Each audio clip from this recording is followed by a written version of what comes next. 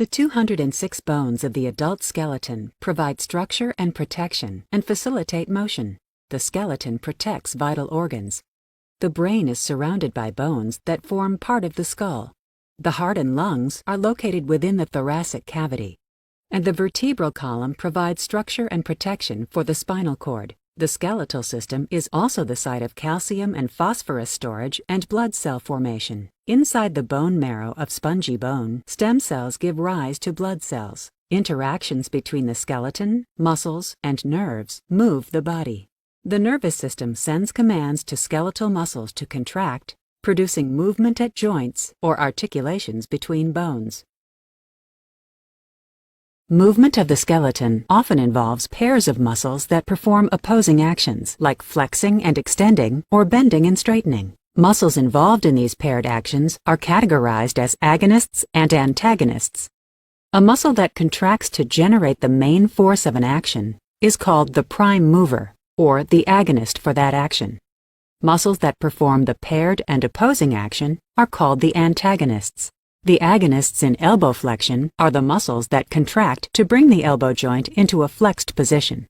The antagonists are the muscles that perform the opposite action, elbow extension. When the action of elbow extension occurs, the roles switch. The triceps brachii is now the agonist and contracts to extend the limb, while the biceps brachii muscle is relaxed and becomes the antagonist. Muscle interactions throughout body regions involve paired actions. These include flexion and extension, elevation and depression, and pronation and supination. The ball and socket joint, found in the shoulder, is a freely moving joint that can rotate on any axis. The wrist joint is a condyloid joint that allows for circular motion, flexion, and extension. As the body moves, the vertebrae of the spine move against each other as gliding joints. Hinge joints, like the elbow, move on just one axis. These joints allow for flexion and extension.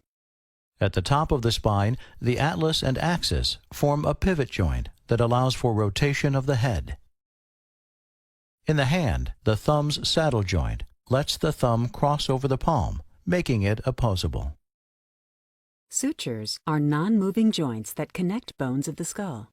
These joints have serrated edges that lock together with fibers of connective tissue. The interlocking edges make sutures strong and fracture-resistant. All skull joints are sutures, except for the joint connecting the mandible to the temporal bone, which is a movable synovial joint. Somatic reflexes are automatic responses to stimuli that allow for fast reactions before messages reach the brain. These reflex actions occur in a series of steps known as the reflex arc. First, a sensory receptor detects a stimulus and a signal travels through afferent neurons towards the spinal cord. When the signal passes through the gray matter of the spinal cord, a message is relayed from the afferent neuron through an association neuron to an efferent neuron. This leads to a quick, automatic reflex reaction that occurs without the need for processing in the brain. The muscular, nervous, and skeletal systems interact to produce movement. Messages travel through the nervous system to the skeletal muscles that attach to bones throughout the body.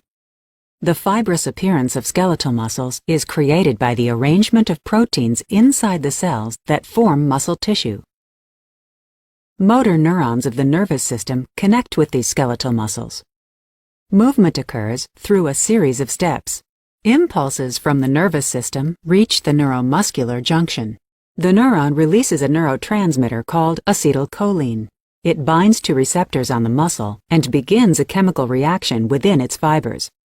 The muscle filaments slide across each other and the muscle shortens or contracts. This action produces movement.